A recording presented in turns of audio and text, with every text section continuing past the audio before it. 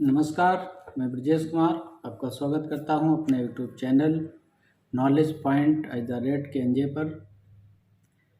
अगर आप उत्तर प्रदेश के निवासी हैं तो आवासों के संबंध में आप अपने गांव में एक हलचल देख रहे होंगे, क्योंकि प्रथम किस्त की धनराशि लोगों के खातों में जा चुकी है।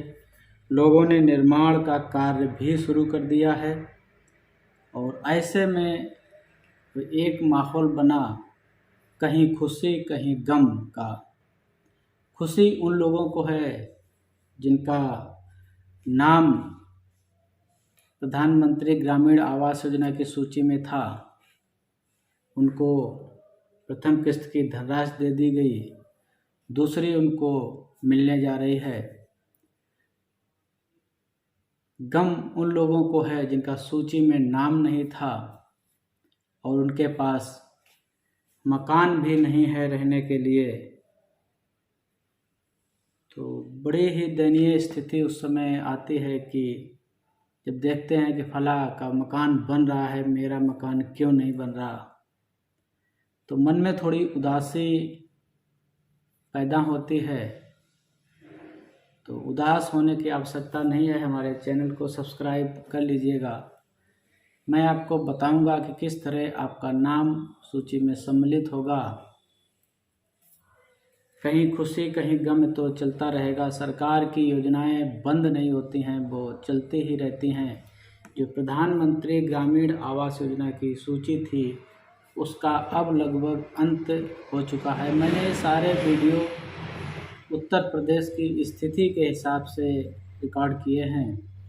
अगर आप किसी अन्य राज्य में रह रहे हैं तो हो सकता थोड़ा भिन्न होगा, वहाँ की जो भी प्रक्रिया है हो सकता वो आगे पीछे चल रहा हो, सबका थोड़ा थोड़ा अलग हो जाता है। कई लोग बाहर से पूछते हैं कि हमें आवास कब मिलेगा।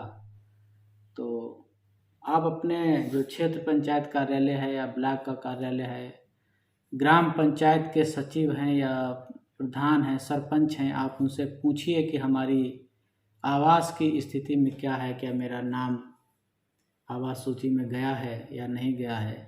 और पहली बात तो आप ये समझ लीजिए, अगर आपका नाम आवास की सूची में था तो आपसे निश्चित ही आधार कार्ड है, फोटो है, बैंक खाता है, एक शपथ पत्र, ये सब मांगा गया होगा। उत्तर प्रदेश में शुरुआत हो गई, दूसरे प्रदेश में हो सकता है आगे पीछे हो रहा हो। लेकिन मैं बात कर रहा हूँ उन लोगों के संबंध में जिनका आवास की सूची में नाम नहीं है और कच्चे मकान में रह रहे या छप्पर डाले हुए हैं।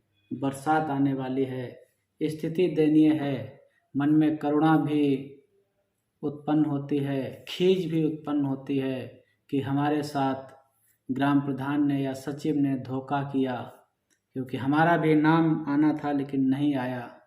तो आप थोड़ा धैर्य रखिए, परेशान ना होइए, क्योंकि इस सूची के अंत के बाद एक नई सूची सर्वे के द्वारा तैयार की जाएगी, जिसमें जो अवशेष लोग रह गए हैं, जिनके पास मकान नहीं है या कच्चे मकान में रह रहे हैं, झोपड़ी छप्पर में रह रहे हैं, तो ऐसे लोगों को भी सरकार आवास देगी। इस संबंध में मैं जल्दी ही आपको बताऊंगा। जैसे ही मतलब शासन से, सरकार से कोई इस तरह के शासनादेश आते हैं या निर्देश आते हैं ग्राम पंचायत के लिए कि वो ऐसे लोगों की सूची तैयार कर ले जो आवास विहीन हैं, कच्चे मकान वाले हैं, झोपड़पट्टी वाले हैं, उनका नाम सूची में नहीं था, तो आप इंतज़ार करिए। तो थोड़ा इंतज़ार करिए और धैर्य रखिए। अक्सर मैं गांव में सत्यापन के लिए जाता रहता हूं, जहां पे ऐसे परिवार मिल जाते हैं जिनका उनके सूची में नाम नहीं होता है और उनके पास कच्चा मकान होता है। कभी कभी छतें में उनकी जाके देखता हूं, तो जो तहसीलें होती हैं, धन्य जिसे बोलते हैं, वो अक्सर जीर्ण शीर्ण हो गई हैं, गिरने को होती हैं। कभी कभी नीचे लोग सहारे के लिए कुछ दूसरी लकड़ी लगा देते जिससे छत नीचे ना गिरे। तो बड़ी ही दयनीय स्थिति हो जाती है। तो इसके लिए मैं आपको एक रास्ता बताऊंगा। अभी गर्मी का सीज़न शुरू हो गया, इसके बाद बरसात का मौसम मई जून के बीच शुरू हो जाता है। तो एक योजना सरकार की और चलती है, मुख्यमंत्री ग्रामीण आवास योजना। इस योजना में दैवीय आपदा से ग्रसित जो परिवार होते हैं उनको सम्मिलित करने के लिए निर्देश होते हैं। अगर आपका मकान बरसात में गिर जाता है, आंधी तूफान में गिर जाता है, तो आप अपने जो क्षेत्रीय लेखपाल हैं, आपके गांव का जो लेखपाल है, उनसे आप बात करके अपना एक आवेदन दे दीजिए, अपनी स्थिति बताइए कि हमारे साथ ये हुआ है, हमारे पास रहने के लिए मकान नहीं हुआ है।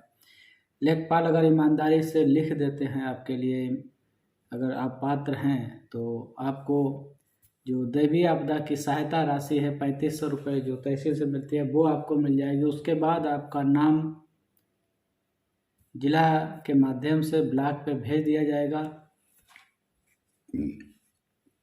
ये सत्यापित करने के लिए आपके मकान की स्थिति क्या है, आप कच्चे मकान में रह रहे हैं, पक्के में रह रहे हैं, आप मुख्यमंत्री आवास का आवास दिए जाने योग्य हैं या नहीं हैं। तो इस तरह से भी आप लाभ ले सकते हैं जब तक आपका नाम नई सूची में सम्मिलित हो। उससे पहले ये लाभ भी आप ले सकते हैं, मैं आपको बताऊंगा। और नई सूची कब बनेगी, जब भी शासन से निर्देश ऐसे आते हैं, मैं अपने वीडियो पे आपको इसकी सूचना देता रहूँगा। आप हमारे वीडियो को सब्सक्राइब कर लीजिएगा तथा हमसे जुड़े रहने के लिए हमारी वीडियो को देखते भी रहिएगा। जैसे हो सकता है कभी भी इस सूचना को कहा जा सकता है ऐसा करने के लिए, तो इसके आप धैर्य रखिए। कभी कहीं खुशी कहीं गम तो चलता रहता है। आपके आगे भी खुशी आएगी, एक दिन आपका भी आवास बनेगा। थोड़ा संघर्ष है, संघर्ष करिए और अपने प्रधान से संपर्क बनाए रखिए। कभी कभी सरकारी सिस्टम में लोग इतना बिजी हो जाते हैं कि आपकी जो स्थिति होती है उसे भूल जाते हैं, वो यही नहीं समझ पाते कि ऐसा क्यों हुआ। जब विकलांगों के आवास के लिए सूची बन रही थी तब ऐसा हुआ कि आज भी कई लोग निकल के सामने आ रहे हैं कि वो फला व्यक्ति पात्र था, छूट गया। तो ऐसे लोग भी मिल जाते हैं, उन्हें सम्मिलित कराने का प्रयास मैं कर रहा हूँ अपने क्षेत्र में। तो आप भी अपने क्षेत्र के सचिव या लेखपाल और प्रधान से संपर्क बनाए रखिए। आप अगर जिस योजना के पात्र हैं उस योजना का लाभ लेने के लिए। साथ ही साथ में बहुत सारी योजनाएं जो सरकार की हैं, सिर्फ आवास ही नहीं, बहुत ऐसी योजनाएं हैं जो आपको लाभ दिला सकती हैं, आपके जीवन को उन्नत बना सकती हैं। उसके लिए भी मैं वीडियो बनाता रहता हूं।